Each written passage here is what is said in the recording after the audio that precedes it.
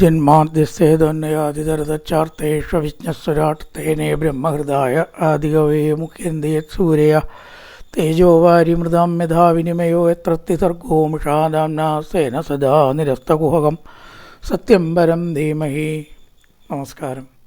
സനാതന ധർമ്മസംഹിതകളിലെ വിജ്ഞാനചകലങ്ങൾ പങ്കുവയ്ക്കാനായുള്ള നാദശ്രീ ചാനലിൻ്റെ മറ്റൊരു എപ്പിസോഡിലേക്ക് എല്ലാവർക്കും സ്വാഗതം. ചാനൽ സബ്സ്ക്രൈബ് ചെയ്യാനും ലൈക്ക് ചെയ്യാനും ഓർമ്മപ്പെടുത്തിക്കൊള്ളുന്നു. സബ്സ്ക്രൈബ് ചെയ്തവർക്കും ലൈക്ക് ചെയ്തവർക്കെല്ലാം നന്ദി രേഖപ്പെടുത്തിക്കൊള്ളുന്നു. ശ്രീമദ് ഭാഗവതത്തിൽ 13-ാമത്തെ അധ്യായമാണ്. നമ്മൾ തൃതീയ സ്കന്ധത്തിൽ 13-ാമത്തെ അധ്യായം കഴിഞ്ഞു. വരാഹ അവതാരവും അവതാരത്തെ തുടർന്ന് മഹർഷിമാരും മറ്റും ഭഗവാനെ സ്തുതിച്ചതായിട്ടാണ് നമ്മൾ കണ്ടത്. യജ്ഞസ്വരൂപമായിട്ടാണ് വരാഹത്തിനെ ചിത്രീകരിച്ചത്. ഇവിടെ താണു പോയതായിട്ടുള്ള ഭൂമിയെ ഉയർത്തുകയാണ് ചെയ്തത്.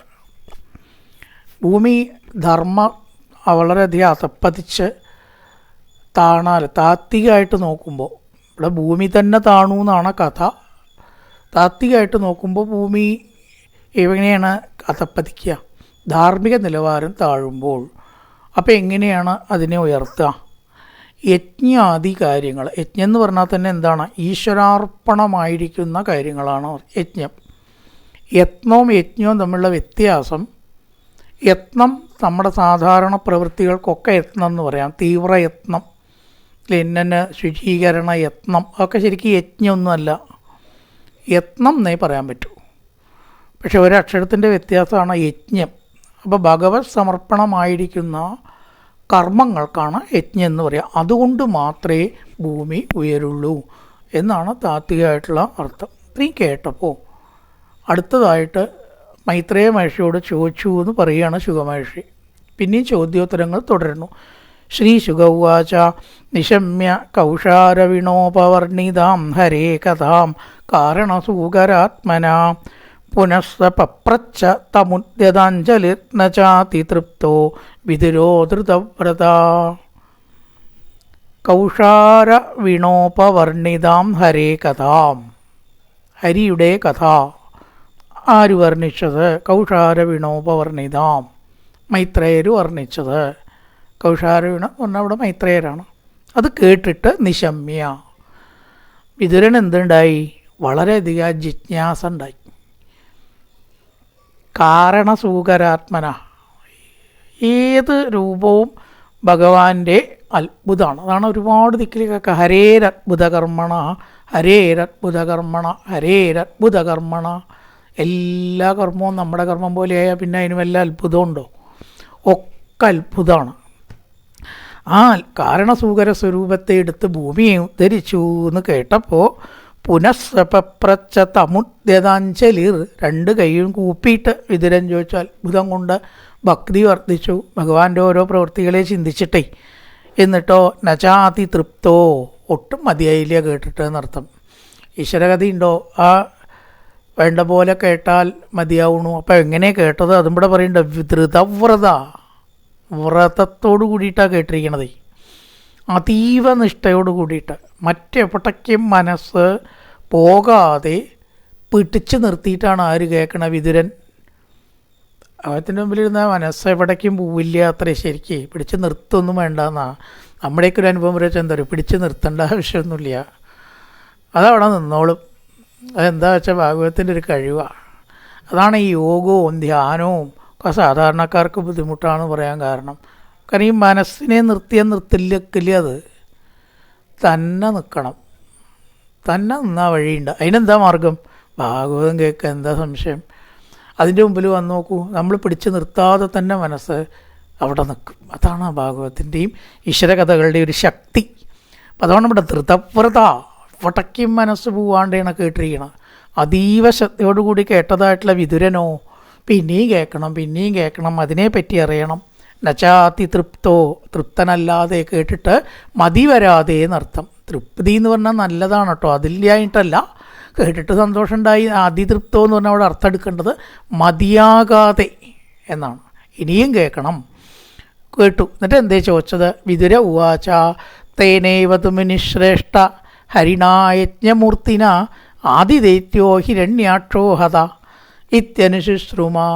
മൈത്രേയ മഹർഷി അങ്ങ് പറഞ്ഞല്ലോ, മനോഹരമായിട്ടുള്ള വാക്കുകളിൽ രചിക്കത്തക്ക രീതിയിലുള്ള വാക്കുകൾ ഹിരണ്യാക്ഷൻ വധിക്കപ്പെട്ടു എന്ന് പറയുണ്ടായി. അസുരവധം എന്ന് പറഞ്ഞാൽ സത്തുക്കൾക്ക് സുഖമുള്ള കാര്യമാണല്ലോ. അസുരന്മാർ വധിക്കപ്പെട്ടു, ആ ദുഷ്ടൻ വധിക്കപ്പെടുക തന്നെ വേണം. കാരണം ഭൂമിയെ താഴ്ത്തല്ലേ ചെയ്തത്. അങ്ങനത്തെ ഹിരണ്യാക്ഷന്മാരാണെന്ന് ലോകത്തിലുള്ളവരൊക്കെ കുറേ ആൾക്കാർ കേട്ടോ. ഭൂമിയെ താഴ്ത്തുന്ന ഒരുപാട് ആൾക്കാരുണ്ടല്ലേ. അധർമ്മം ചെയ്തിട്ട് അധർമ്മം വർദ്ധിപ്പിച്ചിട്ടും അധർമ്മത്തെ മറച്ചിട്ട് രക്ഷപ്പെടണവരും, കള്ളക്കേസും കള്ളസാക്ഷിയും പറഞ്ഞിട്ട് കേസ് സൃഷ്ടിച്ചവരുണ്ട്, യഥാർത്ഥ കേസ് മുക്കണവരും ഉണ്ട്. ഇവരൊക്കെ ആരാണ്? ഹിരണ്യാക്ഷന്മാരാ മദ്യം കഴിക്കരുത് എന്ന് ഒരു ഭാഗത്ത് കൂടെ പറയുക, അതിൻ്റെ കച്ചവടം നിർത്തുന്നുണ്ടോ? അതുമില്ല, അത് അധർമ്മല്ലേ.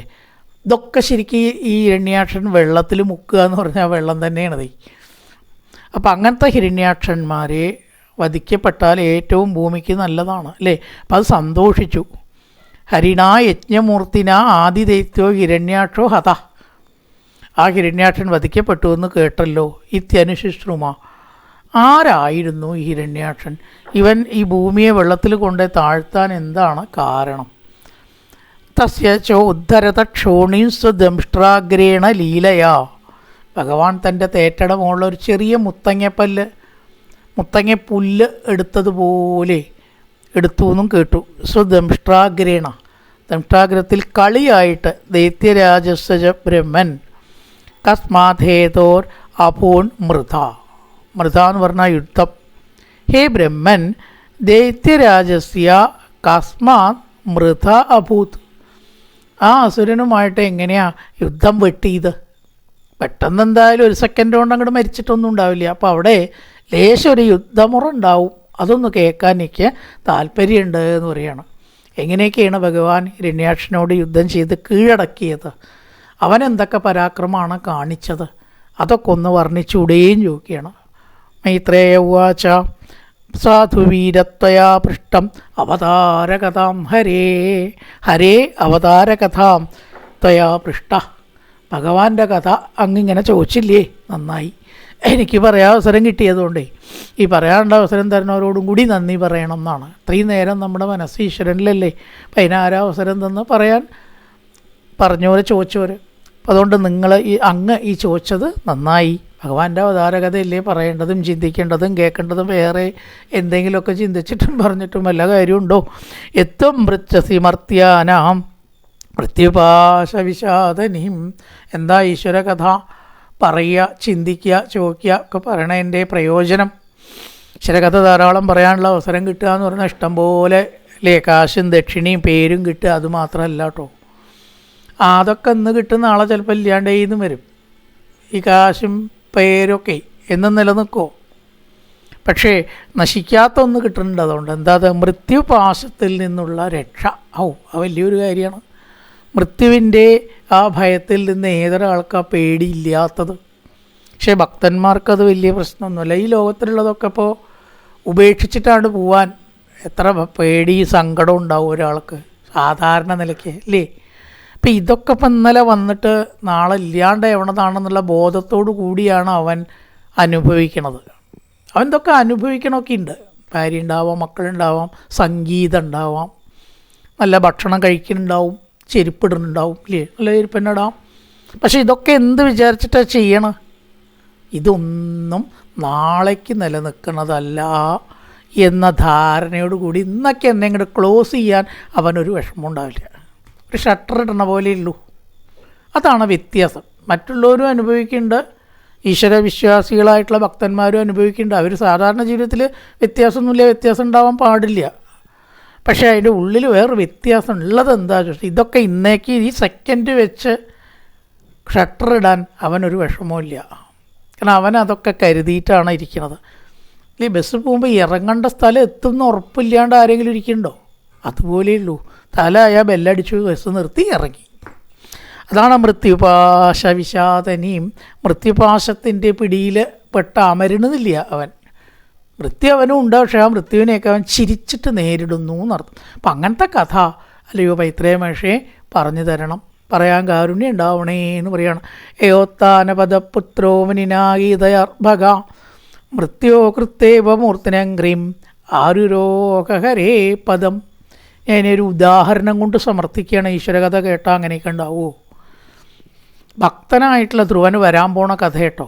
വരാൻ പോണ കഥയാണ്, പക്ഷേ ഇതിൻ്റെ മുന്നേ തന്നെ കഴിഞ്ഞതാണ്, പറയാൻ പോകണമെന്നേ ഉള്ളൂ. അപ്പം അത് ഒന്ന് പറയുകയാണ് വിതുരൻ. മൈത്രേയ മഹർഷി 5 വയസ്സ് പ്രായമായിട്ടുള്ള ആ ധ്രുവൻ നാരദ മഹർഷിയിൽ നിന്ന് എന്തേ കേട്ടത്? ഓം നമോ ഭഗവതേ വാസുദേവായ മന്ത്രം മാത്രമേ കേട്ടുള്ളൂ. വേറെ അദ്ദേഹം വേദാന്തം ഒന്നും പഠിച്ചിട്ടുമില്ല, പഠിപ്പിച്ചിട്ടുമില്ല. പക്ഷെ അതുകൊണ്ട് എന്തുണ്ടായി? മൃത്യോ കൃത്യവ മൂർത്തിനെ അംഗ്രീം. ആ കഥയുടെ അവസാനം വിമാനം കൊണ്ടുവന്നു വൈകുണ്ഠത്തിലേക്ക്. അപ്പോൾ കയറാൻ കോണിയില്ലായിരുന്നു എന്നാണ്. അപ്പം എങ്ങനെ ഇപ്പോൾ കയറുക? അപ്പോൾ യമനോട് ഭഗവാൻ പറഞ്ഞു, താൻ അവിടെ നിൽക്കുക, തൻ്റെ തലയിൽ ചവിട്ടിയിട്ട് വേണം ധ്രുവന് ഈ വിമാനത്ത് കയറാൻ. എന്താ വെച്ചാൽ യമൻ പറഞ്ഞു, അല്ല ഈ മരണം എന്നൊക്കെ പറയുമ്പോൾ അത് ഞാൻ ഇടപെടാണ്ട് നടക്കുമെന്ന് ചോദിച്ചു അത്രേ മൃത്യു. എൻ്റെ ഇടപാടില്ലാണ്ട് ഇപ്പോൾ ഇവനെ എങ്ങനെ ഈ ലോകത്ത് നിന്ന് കൊണ്ടുപോകണം അങ്ങ്? ആഹാ, തനിക്ക് എൻ്റെ ഭക്തനെ തൊടാൻ പറ്റില്ല. നിർബന്ധമാണെന്ന് വെച്ചാൽ തന്നെ എൻ്റെ ഭക്തൻ അങ്ങോട്ട് തൊടും. അതുകൊണ്ട് തൻ്റെ ഈ വീര്യവും ഏർപ്പാടും ഒക്കെ ഉണ്ടല്ലോ, എൻ്റെ ഭക്തന്മാരുടെ അടുത്ത് വേണ്ട തൽക്കാലം. അതുകൊണ്ടൊരു കാര്യം ചെയ്യുക, താൻ അവിടെ നിന്നാൽ തൻ്റെ തലയെ ചവിട്ടി ധ്രുവൻ വിമാനത്തിലേക്ക് കയറും. കോണി ഇപ്പോൾ ഏതായാലും ഇവിടെ ഇല്ല എന്ന് പറഞ്ഞ് ആ യമനെ അവിടെ നിർത്തി തലയിൽ ചവിട്ടിയിട്ടത്രേ ധ്രുവൻ വിമാനത്ത് കയറിയത്. എന്താ അർത്ഥം? മൃത്യോ കൃത്യവ മൂർത്തിനെ അംഗ്രീം. മരണത്തേക്ക് തൃണവൽ ഗണിക്കണു ഭക്തന്മാർ. അവനൊന്നൊരു വിഷയമല്ല എന്നർത്ഥം. അയ്യോ മരിച്ചു എന്നല്ല പറയുക, ആഹാ മരിച്ചു അല്ലേ, നന്നായി. മൃത്യോ കൃത്യവ മൂർത്തിനെ അംഗ്രീം ആരുരോഹഹരേ പദം. പിന്നെ എവിടേക്കാണ് പോണത്? ഭഗവാന്റെ പദത്തിലേക്കാണ് കയറുന്നത്. പ്രമോഷനാണ്. അതിലെന്തിനാ ദുഃഖിക്കണം? ആഘോഷിക്കുകയല്ലേ വേണ്ട. അപ്പം അതുകൊണ്ട് ആ മൃത്യുവിനെ ജയിക്കാൻ ഭക്തിക്കും ജ്ഞാനത്തിനേ സാധിക്കുള്ളൂ. അങ്ങനത്തെ കഥ തീർച്ചയായിട്ടും പറയാം. അഥാത്രാപീതിഹാസോയം ശ്രുതോ മേ വർണ്ണിതപുര ബ്രഹ്മണാ ദേവദേവേന ദേവാനാം അനുപൃച്ഛതാം. ദേവന്മാർക്കും ദേവനായ ബ്രഹ്മാവിനാൽ. ആ ബ്രഹ്മാവിൻ്റെയും ദേവനാണ് കേട്ടോ ഭഗവാൻ. ബ്രഹ്മാവിന് സ്ഥാനമുണ്ട്, അത് പറഞ്ഞു എന്ന് മാത്രമല്ല. ദേവദേവനായിരിക്കുന്ന ബ്രഹ്മാവിനാൽ ചോദ്യം ചെയ്തവരായ ദേവാനാം അവരുടെ മുമ്പാകെ പണ്ട് വർണ്ണിക്കപ്പെട്ട ഒരു കഥ. അയം ഇതിഹാസം എന്ന് പറഞ്ഞാൽ ഇവിടെ സാധാരണ നിലയ്ക്ക് കഥ എന്നർത്ഥമേ ഉള്ളൂ.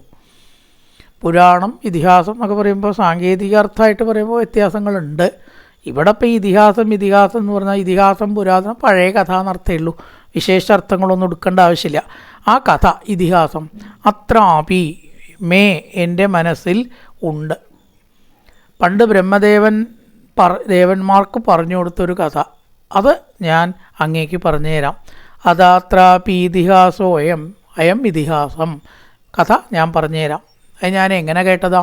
ശ്രുതോ മേ വർണ്ണിതപുരാ ബ്രഹ്മണ ദേവദേവേന ബ്രഹ്മണ വർണ്ണിത. ദേവന്മാർക്കും ദേവനായിരിക്കുന്ന ബ്രഹ്മാവിനാൽ വർണ്ണിക്കപ്പെട്ട. എന്തുകൊണ്ട് വർണ്ണിച്ചു? അനുപൃച്ഛതാം, ചോദിച്ചതനുസരിച്ചിട്ട് ബ്രഹ്മാവ് പറഞ്ഞ കഥ, ഹിരണ്യാക്ഷൻ്റെ കഥ ഞാൻ അങ്ങേക്ക് പറഞ്ഞു തരാം. ഞാൻ കടക്കുകയാണ്. ദിതിർദാക്ഷായണീ ക്ഷത്താണ് സംബോധന. വിതുര ദിതിർദാക്ഷായണീ ക്ഷത്ത മാരീചം കശ്യപം പതിം അപത്യകാമാചകമേ സന്ധ്യായാം ഹൃച്ഛയാർത്തിത. കാമബാധിതയായിട്ട് ദാക്ഷായണി ദിതി, ദക്ഷപുത്രി ആണ് ദാക്ഷായണി. കാത്യായനി ദക്ഷായണിയിലെ ഒക്കെ പറയുമല്ലോ. ദാക്ഷായണി, ദക്ഷൻ്റെ പുത്രിയായിട്ടുള്ള ദാക്ഷായണിയായ ദിതി, ദക്ഷപുത്രിയായിരിക്കുന്ന ദിതി. അപത്യകാമ, സന്താനത്തെ പ്രാർത്ഥിക്കുന്നവളായിട്ട്, അതായത് സന്ധ്യാസമയത്ത് കാമിച്ചു. സന്ധ്യായാം ചകമേ, സന്ധ്യയ്ക്കാണ് അവൾക്ക് സന്താനം വേണം എന്ന തോന്നൽ ഉണ്ടായത്. ഇവിടെ വലിയ തെറ്റാണ് സത്യത്തിൽ ദിതി ചെയ്യണത്.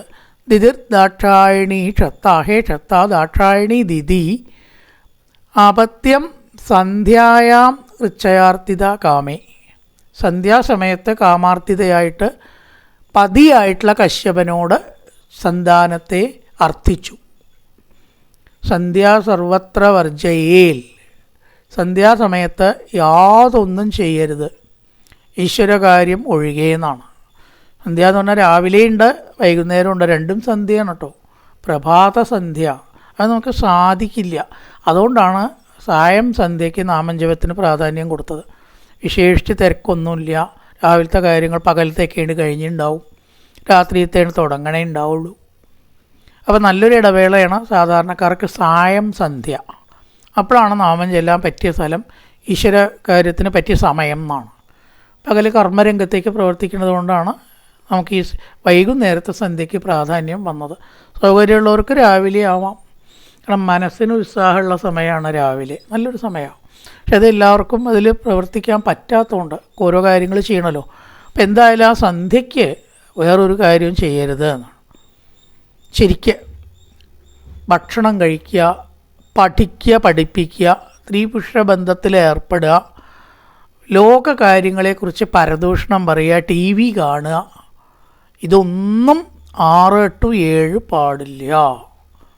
6, 8, 7 ഇങ്ങനത്തെ കാര്യങ്ങൾ ചെയ്താൽ അവിടെ ഒരിക്കലും ഉയർച്ച ഉണ്ടാവില്ല, സംശയിക്കാനൊന്നുമില്ല. അതിൽ പണ്ടേ പറഞ്ഞതാണ് ഇല്ലേ. എന്താ ടി വി വെച്ചാൽ അതിൽ സ്ത്രീകളുടെ കരച്ചിലും പിടിച്ചിലും അതും ഇതും വെടിവെക്കലും പോലീസും ഈ മാതിരി വിഷയങ്ങളാണ് ഉണ്ടാവുക. ഇതൊന്നുമല്ല സന്ധ്യയ്ക്ക് ചെയ്യേണ്ടത്. 6 മുതൽ 7 വരെ ഉള്ള സമയം സന്ധ്യയ്ക്ക് ഒന്നും തന്നെ ചെയ്യരുത്. സർവത്ര വർജ്യേൽ, ഈശ്വര കാര്യം ഒഴികെ ബാക്കിയൊന്നും ചെയ്യരുത്. ആ പ്രമാണം ഇവിടെ ലംഘിക്കപ്പെട്ടു. ദിതി അറിവുണ്ടായിട്ടും ദിതിക്ക് അറിവില്ലാത്ത സ്ത്രീയൊന്നുമല്ല. എന്നിട്ട് പറഞ്ഞു, ഇഷ്ട്വാഗ്നിജിക്വം പയസാ പുരുഷം വിദിഷാം പതിം നിമ്ലോചത്യർക്കാസീനം അഗ്നിയകാരേ സമാഹിതം. പതിയായിരിക്കുന്ന കശ്യപൻ അപ്പോൾ എന്തു ചെയ്യായിരുന്നു? അഗ്നിശാലയിൽ അഗ്നി ജ്വലിപ്പിച്ച് ഈശ്വരകാര്യത്തെ ധ്യാനത്തോടു കൂടി ഇരിക്കുകയായിരുന്നു. സമാഹിതം, ധ്യാനനിഷ്ഠയോട് കൂടിയിട്ടിരിക്കുന്ന ആളാണ് അല്ലേ. ഈശ്വരനോട് കൂടി അടുക്കുന്ന ഒരാളെ ഒരു കാരണവശാലും അതിൽ നിന്ന് പിന്തിരിപ്പിക്കരുത്. വലിയ പാപമാണത്. പണ്ടൊക്കെ അത് പറയും, ഉറങ്ങണ സമയത്ത് വിളിക്കരുത്. സന്ധ്യാസമയത്താണെങ്കിൽ പോലും വിളിക്കരുത്. പക്ഷെ സന്ധ്യയ്ക്ക് വിളിക്കാമെന്നുണ്ട്. കാരണം സന്ധ്യയെ മറന്നുറങ്ങുകയാണ് വെച്ചാൽ വിളിക്കാം എന്നാണ്. കാരണം അത് വലിയൊരു പാപമായതുകൊണ്ട്. അല്ലാതെ ഒരിക്കലും ഉറങ്ങണ ആളെ വിളിക്കരുത്, ഒരാളെ ശല്യം ചെയ്യരുത്. അപ്പോൾ ഈശ്വര കാര്യം അനുഷ്ഠിക്കുന്ന യജുഷാം പതിം അഗ്നിജിക്വം, അഗ്നിയാകുന്ന മുഖത്തോടു കൂടിയിട്ടുള്ള ഭഗവാനെ പയസ, പാല് വെച്ച് പൂജിക്കുകയാണ് ഈ കശ്യപ പ്രജാപതി. ഇഷ്ട്വാഗ്നിജിഹ്വം പയസ, പാലുകൊണ്ട് പുരുഷം യജുഷാം പതിം, യജ്ഞപതിയായിട്ടുള്ള ഭഗവാനെ നിമ്ലോചത്യർക്കാസീനം അഗ്നിയകാരേ സമാഹിതം, അഗ്നി ജ്വലിപ്പിച്ച് ഈശ്വരധ്യാനം, ഈശ്വരകർമ്മം അത് ചെയ്യുകയായിരുന്നു കശ്യപ മഹർഷി. അപ്പോഴാണ് ഈ അബദ്ധം ദിതി എഴുന്നള്ളിച്ചത്.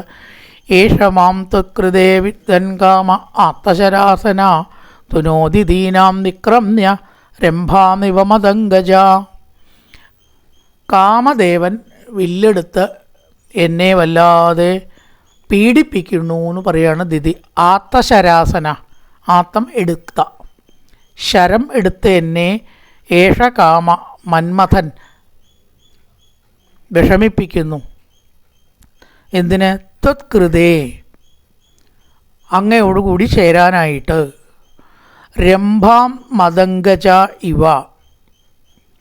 രംഭ എന്ന് പറഞ്ഞാൽ സംസ്കൃതത്തിൽ കദളി വാഴ എന്നർത്ഥമാണ്. ഉർവശി തിലോത്തമ രംഭ വൈനക നമ്മൾ പറയാറുണ്ട് രംഭ. ആ വാക്കിൻ്റെ അർത്ഥം വാഴ, കദളി വാഴ എന്നർത്ഥമാണ്. വാഴയെ, ഇവിടെ ഉപമയാണ്, വാഴയെ മദംഗജ, ആന എപ്രകാരത്തിൽ ആക്രമിച്ച് കീഴ്പ്പെടുത്തുന്നുവോ. ഒരു വാഴയെ ചവിട്ടിയൊടിക്കാൻ ആനയ്ക്ക് പ്രയാസമുണ്ടോ? അതുപോലെ മന്മഥൻ എന്നെ ദുഃഖിപ്പിക്കുന്നു. വിക്രമ്യ പരാക്രമം പ്രയോഗിച്ച് എന്നെ കീഴടക്കുകയാണ്. ദീനാം മാം, ദീനാം സ്ത്രീലിംഗ ആയതുകൊണ്ടാണ് ദീർഘം, അല്ലെങ്കിൽ ദീനം മാം എന്നാണ് പറയുക. ദീനാം മാം ദുനോതി, കാമദേവൻ എന്നെ വേദനിപ്പിക്കുന്നു. ചുരുക്കം. ഏഷ മാം ത്വത്കൃതേ വിദ്വൻ കാമ ആത്തശരാസന ദുനോതി ദീനാം വിക്രമ്യ രംഭാമിവ മദംഗജ. മതിച്ച ആന വാഴയെ ചവിട്ടി ഒടിക്കുന്നത് പോലെ മന്മഥൻ എന്നെ അല്ലയോ ഭഗവാനാഥ വേദനിപ്പിക്കുന്നു. തത് ഭവാൻ ദക്ഷ്യമാനായാം സപത്നീനാം സമൃദ്ധിഭി പ്രജാപതീനാം ഭദ്രം തേ മയ്യായുക്താമനുഗ്രഹം. പ്രജാപതീനാം സന്താന സമൃദ്ധിയുള്ളവരായ സപത്നീനാം സപത്നികളുടെ സമൃദ്ധി ഐശ്വര്യങ്ങളാൽ ദഹ്യമാനായാം ദഹിച്ചു കൊണ്ടിരിക്കുന്ന മയി എന്നിൽ ഭവാൻ അങ്ങുന്ന് അനുഗ്രഹത്തെ അയുക്താം യോജിപ്പിക്കണമേ. അങ്ങയുടെ അനുഗ്രഹത്താൽ എനിക്ക് സന്താനം ഉണ്ടാവണം എന്ന് ചുരുക്കം. സപത്നികളുടെ ഐശ്വര്യം, വേറെ പത്നിമാരുണ്ടായി കശ്യപന്, അവർക്കൊക്കെ സന്താനം ഉണ്ടാവണു, ഐശ്വര്യത്തോടു കൂടി ഇരിക്കണു. എനിക്കോ അതില്ല. അത് കാണാൻ വല്ലാതെ ദുഃഖിതയാണ്. ആ ദുഃഖം ആര് തീർത്തു തരണം? അങ്ങ് തീർത്തു തരണം. തത് ഭവാൻ ദഹ്യമാനായാം സപത്നീനാം സമൃദ്ധിഭി. പ്രജാവതി എന്ന് പറഞ്ഞാൽ പ്രജകളുള്ളവൾ, പുത്രന്മാരുള്ളവൾ. പുത്രവതി വേറൊരു പേരാണ് പ്രജാവതി. പ്രജകളുള്ളവൾ ആണ് സപത്നിമാർ, മറ്റു പത്നിമാർ. എനിക്കോ പുത്രന്മാരില്ല, അപ്രജാവതിയാണ് ഞാൻ, അല്ലെങ്കിൽ അനപത്യയാണ്. പ്രജാപതീനാം ഭദ്രന്തേ മയ്യായുക്താമനുഗ്രഹം. സന്ധ്യാസമയത്ത് സന്താനാഭ്യർത്ഥന നടത്തി ദിതി തൻ്റെ ഭർത്താവായിട്ടുള്ള കശ്യപനോട്. ഭർത്തര്യാപ്തോരുമാനാനാം ലോകാനാവിശദേ യശ പതിർഭവത് വിദോയാസാം പ്രജയാ നനുജായതേ. ഭർത്താവിൽ നിന്ന്, ആപ്തോരുമാനാനാം സിദ്ധിച്ചിരിക്കുന്ന, മഹത്തായ സൽക്കാരത്തോടു കൂടിയ, ഭർത്താവിൻ്റെ ബഹുമാനത്താൽ നർത്തം. യാസാം യാതൊരു സ്ത്രീകളുടെ യശ കീർത്തി, ലോകങ്ങളെ ആവശ്യതേ വ്യാപിക്കുന്നു. ഭർത്താവിൻ്റെ അനുഗ്രഹത്താൽ ഏതൊരു കീർത്തിയാണ് സ്ത്രീകൾക്ക് ലോകത്തിൽ വ്യാപിക്കുന്നത്. ഇന്ന് പറഞ്ഞാൽ സമ്മതിക്കില്ല കേട്ടോ. ഒന്നിപ്പോൾ ഭർത്താവിൻ്റെ ആവശ്യമുണ്ടെങ്കിലേ ഞങ്ങൾക്ക് കീർത്തി ഉണ്ടാവുള്ളൂ എന്ന് ചോദിക്കും. കീർത്തി എന്ന് പറഞ്ഞാൽ ലോകം അംഗീകരിക്കുക എന്നാണ് അർത്ഥം, അല്ലാണ്ട് ഏതെങ്കിലും കാര്യത്തിലുള്ള അംഗീകാരമില്ല. ഭവദ്വിധ അങ്ങയെപ്പോലുള്ള ഭർത്താവ് പ്രജാരൂപേണ ജനിക്കുന്നുവല്ലോ. ഒരു ആളുടെ ആത്മാവ് തന്നെയാണ് പുത്രനായിട്ട് ജനിക്കുന്നത് എന്നാണ് വേദതത്വപ്രകാരം. ആത്മാവൈ പുത്ര ഉത്പന്ന ഇതി വേദാനുശാസിത.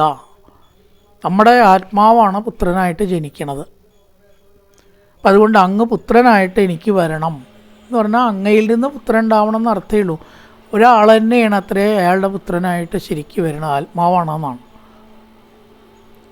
അതുകൊണ്ടൊരു പുത്രനെ ഭർത്താവിനെ പോലെയും ഭർത്താവിനെ പുത്രനെ പോലെയും കണ്ടാൽ തെറ്റില്ല എന്നാണ്. ഭർത്തര്യാപ്തോരുമാനാനാൻ ലോകാനാവിശദേശ പതിർഭവത് വിദോയാസാം പ്രജയാനനുജായതേ. ഭർത്താവിൽ നിന്നാണ് പുത്രൻ ഉണ്ടാവുന്നത് എന്ന് പോലും സ്ത്രീകൾ പല ഘട്ടത്തിലും മറക്കണമെന്ന് ഇല്ലേ. അതോടുകൂടി കഴിഞ്ഞു എന്നുള്ള നിലയ്ക്കാണ്. അതിനെ ഭർത്താവിനെ വേണ്ടു, ബാക്കിയൊന്നും വേണ്ട. പക്ഷെ അതൊക്കെ പണ്ടത്തെ ധർമ്മപ്രകാരം വളരെ തെറ്റാണ്. ശരിയായിട്ടുള്ള ഒരു കീർത്തി സ്ത്രീക്കുണ്ടാവുന്നത് തൻ്റെ ഭർത്താവിൻ്റെ സന്മനോഭാവം തന്നിലുണ്ടാവുമ്പോഴാണ്. പതിർഭവദ്വിദോ യാസാം പ്രജയാ നനുജായതേ. പുരാപിതാനോ ഭഗവാൻ ദക്ഷോദുഹിതൃവത്സല കമ്പിണീതപരം വത്സ ഇത്യപൃച്ഛത ന പൃഥക്. ദാക്ഷായണി ദക്ഷൻ്റെ മകളാണ് ദിതി, ദക്ഷൻ്റെ മകളാണ്.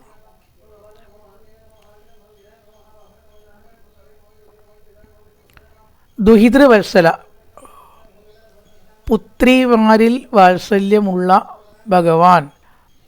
ന പിത നമ്മളുടെ അച്ഛൻ അല്ലെങ്കിൽ ഞങ്ങളുടെ അച്ഛൻ.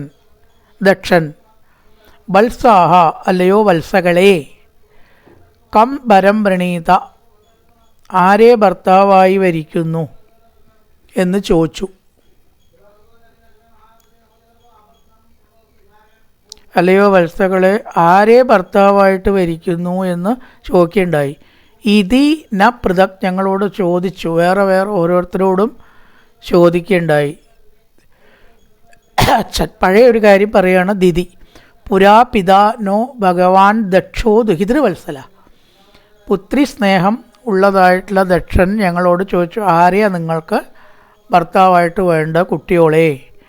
കം പ്രണീത വരം വത്സ ഇത്യപൃച്ഛതന പൃഥക്. ഓരോരുത്തരോട് കുറേ മക്കളുടെ 60 പുത്രിമാരുണ്ട് അത്രേ ദക്ഷന്. ഓരോരുത്തരോടും ചോദിച്ചു, ആരെയാ നിങ്ങൾ ഭർത്താവായിട്ട് വരിക്കാൻ ഉദ്ദേശിക്കുന്നത്? സ വിദിത്താത്മജാനോ ഭാവം സന്താനഭാവന ത്രയോദശാദാത്താസാം ജാത്തേ ശീലമനുവ്രതാഹ. സന്താനങ്ങളെ കാക്ഷിക്കുന്ന അദ്ദേഹം, സന്താനഭാവന സന്താനത്തെ ആഗ്രഹിക്കുന്ന അദ്ദേഹം, ആത്മജാനാം പുത്രിമാരായ ഞങ്ങളുടെ ഭാവം അഭിപ്രായത്തെ വിദിത്വ അറിഞ്ഞിട്ട്. ആത്മജാനാം ന ഭാവം വിദിത്വ മക്കളായിരിക്കുന്ന ഞങ്ങളുടെ ഭാവം അറിഞ്ഞിട്ട്, അഭിപ്രായം അറിഞ്ഞിട്ട്, തേ ശീലം അങ്ങയുടെ സ്വഭാവത്തെ അനുവ്രത അനുസരിച്ചവരായ താസാം അവരിൽ വെച്ച് യാ ത്രയോദശ 13 പേരായ യാതൊരുത്തരുവരെ ദാനം ചെയ്തു. 13 ആൾ ദക്ഷൻ്റെ മക്കൾ കശ്യപനെ ഭർത്താവായിട്ട് മതി എന്ന് പറയുണ്ടായി. ആരെയാ വേണ്ടത് എന്ന് ചോദിച്ചപ്പോൾ അപ്പം അതുകൊണ്ട് സ്വഭാവ ഗുണത്തെ ആദരിച്ചതായിട്ടുള്ള ഞങ്ങളുടെ അഭിപ്രായം അങ്ങ് മതി എന്നാണ്.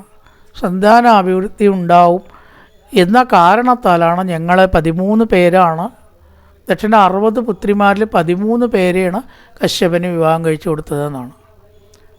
അപ്പം സന്താനഭാവന സന്താനത്തെ ആഗ്രഹിച്ചിട്ട് ഞങ്ങളൊക്കെ 13 ആൾ പറഞ്ഞു കശ്യപൻ മതി. ത്രയോദശ ദദാത്താസാം, ത്രയോദശി 13. അങ്ങനെ 13 ആൾ ഞാനടക്കം ദിതി പറയണം അങ്ങേ വിവാഹം കഴിച്ചു. അതേ കുരു കല്യാണ കാമം കഞ്ചവിലോചനാർത്തോപതർപ്പണം ഭൂമൻ ന മോഹം ഹി മഹീയസി. അഥ അതിനാൽ കല്യാണ മംഗളസ്വരൂപ മംഗളമൂർത്തേ വിളിക്കുകയാണ്, ഭർത്താവിന് നന്നായിട്ട് വിളിക്കണം. കങ്കല്യാണ മംഗളസ്വരൂപ കഞ്ചവിലോചന സുന്ദരനായിട്ടുള്ളവനെ, മേ കാമം എൻ്റെ ആഗ്രഹത്തെ കുരു സാധിപ്പിച്ചാലും, പുത്രന്മാർ വേണം എന്ന എൻ്റെ ആഗ്രഹത്തെ സാധിപ്പിച്ചാലും, മേ കാമം കുരു എൻ്റെ ആഗ്രഹം സാധിപ്പിച്ചാലും, മഹീയസി മഹിമയേറിയവരിൽ, ആർത്തോപസർപ്പണം ദുഃഖിതന്മാരുടെ യാചന ന മോഹം വ്യർത്ഥമാവില്ലല്ലോ. നല്ല ആൾക്കാരൊക്കെ ഒരാൾ ആവശ്യപ്പെട്ടാൽ അത് കൊടുക്കും കയ്യിലുണ്ടച്ചാന്നർത്ഥം. അങ്ങേപോലുള്ളവരോട് ആർത്തോപസർപ്പണം ദുഃഖത്തോടു കൂടി യാചിച്ചാൽ അത് വെറുതെ ആവില്ല എന്നല്ലേ പറയാറ്. ന മോഹം എന്ന് പറഞ്ഞാൽ വ്യർത്ഥം, ന മോഹം എന്ന് പറഞ്ഞാൽ വ്യർത്ഥമാവില്ല. അങ്ങേപോലുള്ളവരോടൊക്കെ ദുഃഖിച്ചൊരു കാര്യം പറഞ്ഞാൽ അത് വെറുതെ ആവില്ല എന്നല്ലേ കേട്ടുകേൾവി. ഇതിതാം വീരമാരീ ചക്രുവണാം ബഹുഭാഷിണീം പ്രത്യാഹാനുനയൻ വാച പ്രവൃത്താനംഗകശ്മലാം. വർദ്ധിച്ചിരിക്കുന്ന കാമത്തോടുകൂടി പ്രവൃത്താനംഗകശ്മല, അംഗൻ കാമദേവനാൽ ആർദ്ദിതയായിട്ടുള്ള ദിതി ഇപ്രകാരം ചോദിച്ചപ്പോൾ കൃപണാം ദുഃഖിതയും, അവൾ ദുഃഖിതയുമാണ്, കാമദേവനാൽ ആക്രമിക്കപ്പെട്ടവളുമാണ്. പലതും സംസാരിച്ചിട്ട് കശ്യപൻ എന്ത് ചെയ്തു? അവളെ അനുനയിക്കാൻ ഒരുങ്ങി. സന്ധ്യയ്ക്ക് ഒരിക്കലും ഇത്തരം കാര്യങ്ങൾ അല്ലയോ ദിതി പറയുകയോ ചിന്തിക്കുകയോ ചെയ്യരുത്. വാച അനുനയൻ, അനുനയിപ്പിക്കാൻ വേണ്ടി വീരമാരീച ധീരനായ കശ്യപൻ പറഞ്ഞു. സന്ധ്യയ്ക്ക് അത് അരുത്.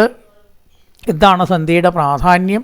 അതൊക്കെ കുറച്ച് വാക്കുകളിൽ പറഞ്ഞു കൊടുക്കുകയാണ്. ഇവിടുന്ന് അങ്ങോട്ടുള്ള ശ്ലോകങ്ങളിൽ വിലക്കുകയാണ് കശ്യപൻ. പക്ഷേ അത് കേട്ടില്ല. അത് കാരണം ചീത്ത സംഗതികൾ ഉണ്ടാവുകയും ചെയ്തു. ഇതി താം വീരമാരീച കശ്യപൻ കൃപണാം ബഹുഭാഷിണിയും ഒരുപാട് സംസാരിച്ചു. ഇത്ര പറഞ്ഞിട്ട് നിർത്തണില്ല അവൾ. പ്രത്യാഹ അനുനയൻ വാച പ്രവൃദ്ധാനംഗകശ്മലാം കായേന വാചാ മനസേന്ദ്രിയർവാപ്ത്യാത്മനാ വാ പ്രകൃതി സ്വഭാവാൻ കരോതി യത്യർത്ഥകലം പരസ്മൈ നാരായണായേതി സമർപ്പയാമി.